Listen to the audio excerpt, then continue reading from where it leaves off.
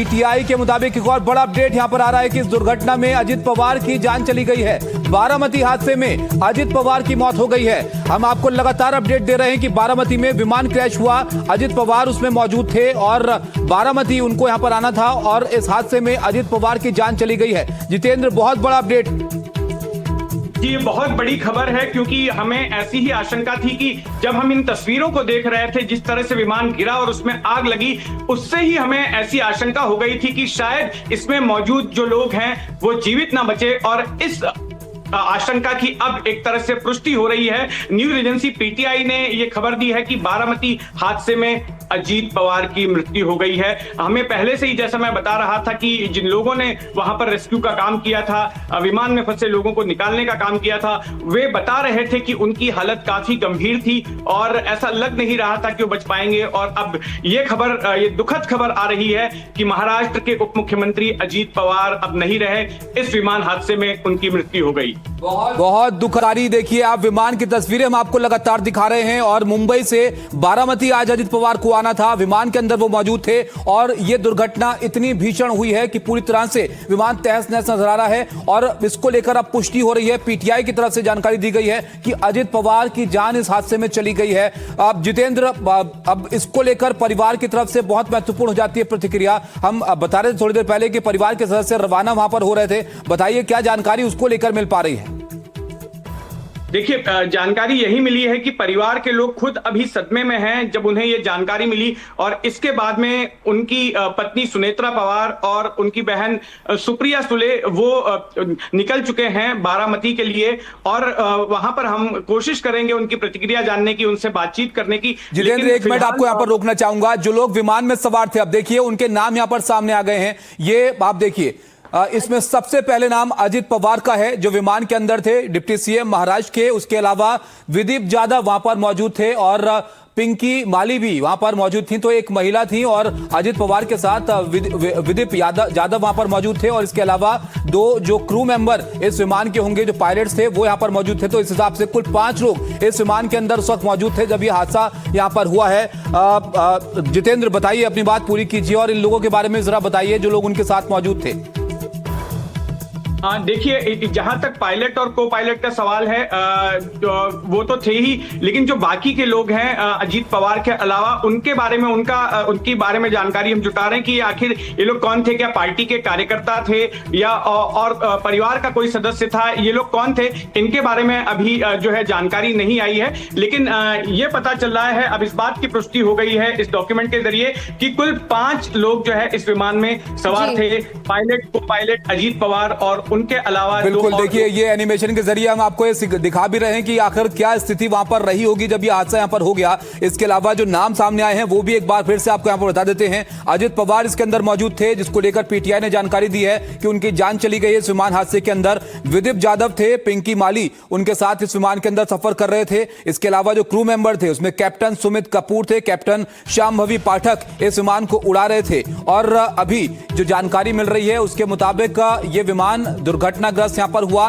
पूरी तरह से ये क्षतिग्रस्त हो गया और जो बारामती एयरपोर्ट है उसके नजदीक ही ये हादसा हुआ। उसके बाद तुरंत जो विमान में लोग मौजूद थे उनको अस्पताल ले जाया गया, लेकिन उसको लेकर बहुत दुखद ये अपडेट आया है कि अजित पवार की जान नहीं बचाई जा सकी, उनकी इस विमान हादसे में मौत हो गई है। ये तस्वीरें आपके सामने हैं इस दुखद हादसे को जो बयां कर रही हैं। ऑफिशियल स्टेटमेंट का भी इंतजार रहेगा। ताबिश, परिवार की तरफ से क्या कहना है? जितेंद्र, अगर मुंबई से बारामती के डिस्टेंस की अगर बात की जाए तो कितना समय लगता है पहुंचने में? परिवार को कितना समय लग सकता है वहां मौके पर पहुंचने में?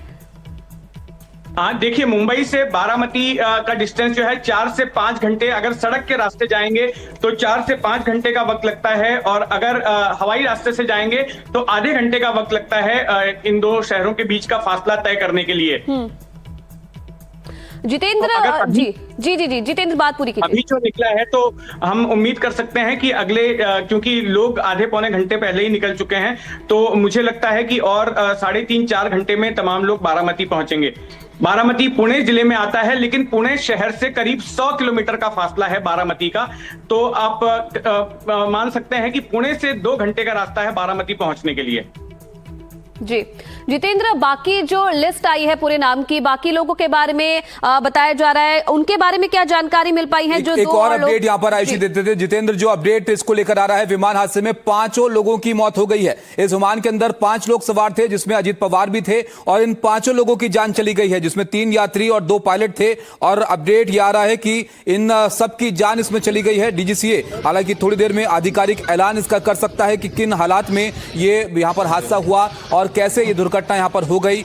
ओएसडी और पीएसओ अजीत पवार के उनके साथ मौजूद थे विमान के अंदर, उसके साथ 2 पायलट भी जो इस विमान को यहाँ पर उड़ा रहे थे। और इस हादसे में इन सब लोगों की यहाँ पर जान चली गई है। ये तस्वीरें देखिए, एनिमेशन के जरिए हम आपको समझा भी रहे हैं कैसे ये हादसा यहाँ पर हुआ। जितेंद्र, इस जगह के बारे में हम यहाँ पर बात कर रहे थे, ये कितना दूर इस एयरपोर्ट से जगह होगी जहाँ पर यह हादसा हुआ, ताकि इससे एक अंदाजा हो पाए कि ये दुर्घटना कैसे यहाँ पर हुई? क्या लैंडिंग की कोशिश करते वक्त ये हादसा हुआ, या उससे पहले ही इस विमान को जो है वो संभाल नहीं पाए पायलट और ये दुर्घटना यहाँ पर हो गई? देखिए, जो जानकारी मिल रही है उसके मुताबिक कि यह हादसा हवाई अड्डे के करीब ही, हवाई पट्टी के पास ही, वहां से करीब 500-700 मीटर का फासला होगा, उसके करीब ही हुआ है। और लैंडिंग शुरू हो चुकी थी, लैंडिंग की प्रक्रिया शुरू हो चुकी थी, और उसी दौरान ये विमान नीचे गिर गया और इसके तुरंत बाद उसमें आग लग गई। जिस तरह की तस्वीरें हम देख रहे हैं, जिस तरह से आग के शोले देख रहे हैं, धुआं निकलते हुए देख रहे हैं, उससे ही अंदाजा लग गया था कि इसमें जो लोग मौजूद हैं, जो 5 लोग मौजूद हैं, उनका बच पाना मुश्किल है। और जो वहां के स्थानीय गांववासियों ने जो हमें जानकारी दी, जिस हालत में उन्होंने अंदर फंसे लोगों को निकाला था, उससे भी यही अंदाजा लग रहा था, यही आशंका पैदा हो रही थी कि इस विमान में मौजूद लोगों का बच पाना मुश्किल है। और वही आशंका सच साबित हुई। अजीत पवार समेत बाकी के जो 4 लोग थे, वे सभी लोग हताहत हो गए हैं इस विमान हादसे में। जितेंद्र, जिस तरह का इंपैक्ट हुआ वो तस्वीरों से अंदाजा लगाया जा सकता है। सिर्फ पीछे का हिस्सा आप देखिए विमान का, वो नजर आ रहा है, और पूरा का पूरा विमान यहां पर क्षतिग्रस्त हो चुका है। इससे लगता है कि जितेंद्र, जो तस्वीरों को देखकर हम समझ पा रहे हैं कि यह जबरदस्त इंपैक्ट रहा होगा इस विमान का जमीन के साथ, जिसमें पूरी तरह से विमान तहस नहस हो गया। जी हाँ, बिल्कुल। ये विमान बहुत ही इम्पैक्ट के साथ में, जो लोग चश्मदीद थे वो बता रहे थे कि काफी इम्पैक्ट के साथ में ये जमीन से टकराया और उसके बाद में तुरंत उसमें आग लग गई। और जब बहुत जोरदार आवाज आई विमान के गिरने की, तो जो आसपास के गांव के लोग थे वो तुरंत घटनास्थल पर दौड़े और उन्होंने जो विमान में फंसे हुए लोग थे, जो 5 लोग थे, उनको निकालने की कोशिशें शुरू कर दी। और उनका कहना है कि जिस हालात में विमान में मौजूद लोगों को निकाला गया था, वो हालत काफी गंभीर थी और उन घायलों का बच पाना मुश्किल नजर आ रहा था। उन्हें पास के अस्पताल में ले जाया गया और अब ये जानकारी आ रही है कि अजीत पवार और उनके अलावा पायलट, को पायलट, उनका पीएसओ और जो एक अन्य व्यक्ति थे, उनकी इस हादसे में मृत्यु हो गई है। जितेंद्र, क्या अजीत पवार की पार्टी की तरफ से कोई ऑफिशियल स्टेटमेंट इस पूरे हादसे को लेकर, कोई जानकारी उनकी तरफ से साझा की गई हो? जी नहीं, हमने अजीत पवार की पार्टी एनसीपी से इस बारे में जानकारी हासिल की है। उनकी ओर से यही कहा गया है कि हम और जानकारी इस मामले में जुटा रहे हैं। जब एक बार आधिकारिक जानकारी हमारे पास में पुख्ता तौर पर आ जाएगी तो कोई बयान जारी किया जाएगा। लेकिन अब तक इस मामले में एनसीपी की तरफ से कोई आधिकारिक बयान नहीं आया है, ना तो उनके परिवार की तरफ से कोई आधिकारिक बयान अब तक जारी किया गया है।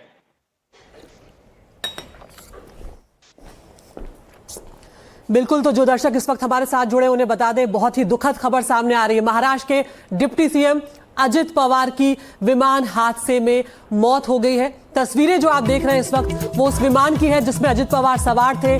बारामती वो पहुंच गए थे। लैंडिंग के वक्त ये दुर्घटना हुई है यहाँ पर, और आप तस्वीरें जब देखेंगे तो आप अंदाजा लगा पाएंगे कि कितना भयानक ये हादसा हुआ है। आग की लपटों में घिरा हुआ वो विमान नजर आ रहा है जिसमें अजित पवार और उनके साथ और लोग शामिल थे। एक छोटा विमान था, प्राइवेट जेट जिसे कहा जाता है, उस तरह का ये विमान था जिसमें बहुत ज्यादा लोग नहीं आते हैं। करीब 5 लोग इसमें सवार थे और अब ये सामने आ रही है खबर कि विमान हादसे में सभी 5 लोगों की मौत हो गई है। तो महाराष्ट्र की राजनीति के लिए एक बहुत बड़ा झटका यहाँ पर। अजित पवार का निधन हो गया है यहाँ पर इस विमान हादसे में। उनके परिवार पर इस वक्त क्या कुछ बीत रही होगी ये अपने आप में अंदाजा लगाया जा सकता है। बेवक्त एक परिवार के सदस्य का यहाँ पर चले जाना बहुत ही दुखद है। जितेंद्र हमारे साथ हैं। जितेंद्र, बहुत ही दुखद खबर आज सामने आई है। किस तरह से अपने सरकारी काम के लिए वो वहां पर पहुंच रहे थे, लोगों से मिलने के लिए, जनसभा को संबोधित करने जा रहे थे। लेकिन शायद किसी ने सोचा भी नहीं होगा जितेंद्र कि ये दिन अजित पवार की जिंदगी का आखिरी दिन और आखिरी सफर साबित होने जा रहा है।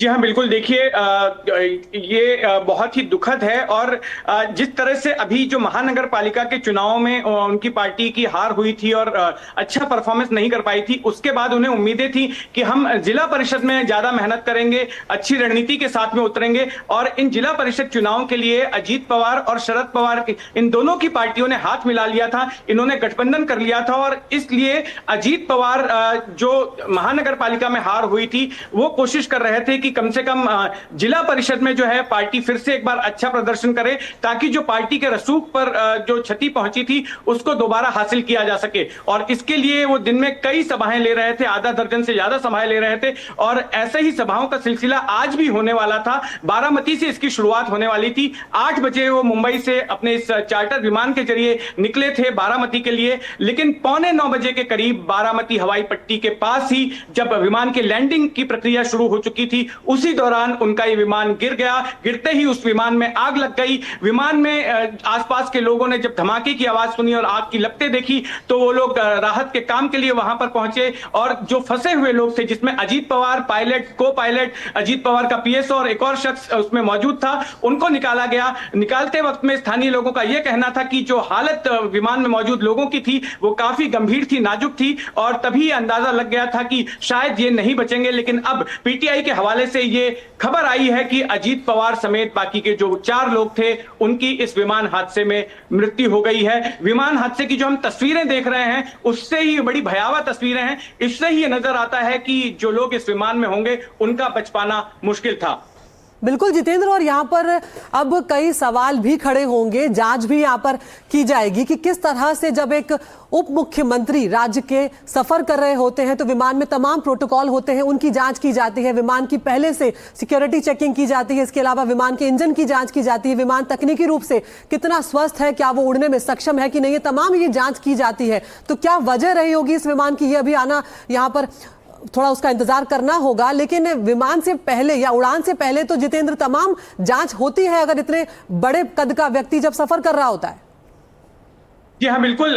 हर जो विमान की फ्लाइट के पहले फ्लाइट इंजीनियर और बाकी तरह की फ्लाइट इंजीनियर्स अपनी जांच करते हैं। तमाम तरह के सिक्योरिटी चेक्स के बाद ही विमान को टेक ऑफ की इजाजत दी जाती है। मैं आपको एक अपडेट दे दूं कि कांग्रेस के एक बड़े नेता है महाराष्ट्र में, नितिन राउत, इनका यह आरोप है कि ये जो है इसमें साजिश हो सकती है, ये हादसा नहीं हो सकता है और इस तरह का आरोप इन्होंने लगाया है। नागपुर के ये नेता हैं नितिन राउत, पूर्व में मंत्री भी रह चुके हैं और एमएलए भी रह चुके हैं। इन्होंने ये आरोप लगाया है कि ये हादसा नहीं हो सकता है, इसके पीछे उनको मारने की साजिश भी हो सकती है। नागपुर से मेरे सहयोगी संजय तिवारी, उन्होंने आपसे कुछ देर पहले ये बात की थी नितिन राउत के साथ में और नितिन राउत किस तरह का आरोप लगा रहे हैं।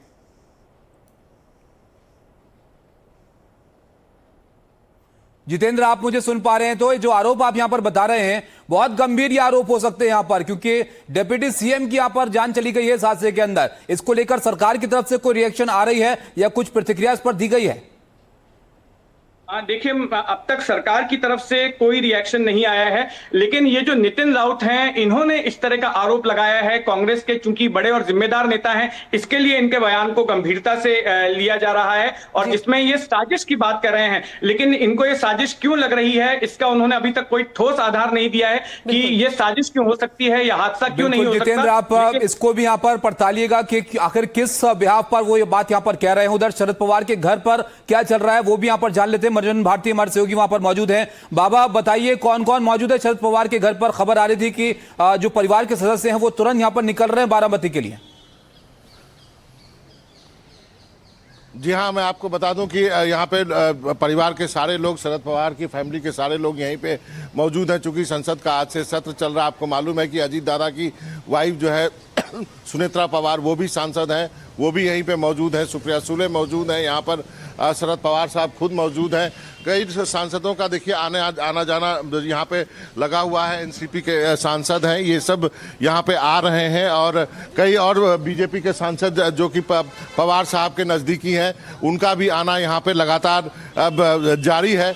अभी तक आधिकारिक रूप से हमें कोई खबर तो नहीं दी गई है, लेकिन मैं आपको बता सकता हूँ बहुत ही बुरी खबर है। मतलब जो बात कही जा रही है, ये भी कहा जा रहा है कि पवार साहब अभी पूरी फैमिली जो अभी यहाँ से तुरंत बारामती के लिए, पुणे के लिए रवाना होगी। वो थोड़ी देर में हो सकता है। हाँ, मैं आपको बता दूं कि कुछ दिनों पहले ही मेरी बात हुई थी, जब मैं एक स्टोरी कर रहा था कि क्या दोनों पवार एनसीपी के दोनों गुट क्या यूनाइट होंगे।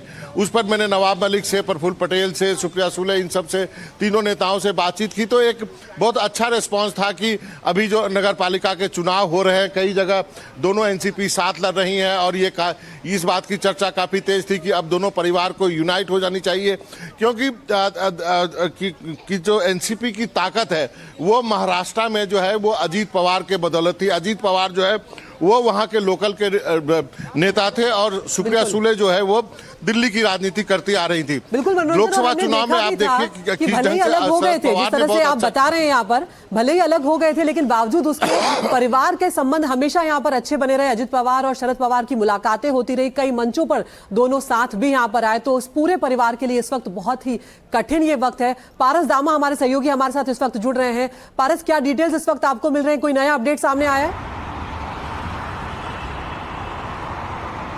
ऑफिशियली बात करें तो अब तक इस बारे की पुष्टि जो है वो पुलिस की तरफ से नहीं की गई है। पुलिस का कहना है कि अभी तक जो है वो मामले में जांच कर रही है कि ऑन बोर्ड कितने लोग थे, मगर डीजीसीए हैं उनकी तरफ से ये आधिकारिक तौर पर कह दिया गया है कि महाराष्ट्र के उप मुख्यमंत्री अजित पवार अब इस दुनिया में नहीं रहे, मगर जो पुलिस है वो हादसे की जगह पर मौजूद है अभी और वहाँ पर तहकीकात कर रही है। सबसे बड़ा सवाल ये है कि लैंडिंग के समय ये पूरा हादसा हुआ, किस तरीके से ये हादसा हुआ, क्या डिफेक्ट था, क्या दिक्कतें हुई, ये सब जांच का विषय है। तो जांच के बाद ही ये पूरा मामला क्लियर हो पाएगा कि ये लैंडिंग के वक्त जो हादसा हुआ है वो किस तरीके से हुआ है। अभी के लिए ये बात कंफर्म है कि अजित पवार जो हैं वो नहीं रहे हैं महाराष्ट्र के उप मुख्यमंत्री, मगर ये अभी तक ऑफिशियली तौर से पुलिस की ओर से नहीं कहा गया है, ये डीजीसीए की ओर से कहा गया है। तो पारस, कितनी देर में डीजीसीए की प्रेस कॉन्फ्रेंस हो सकती है? उसको लेकर जानकारी आ रही थी कि डीजीसीए इस पर जानकारी देगा विस्तार से कि आखिर हुआ क्या वहां पर।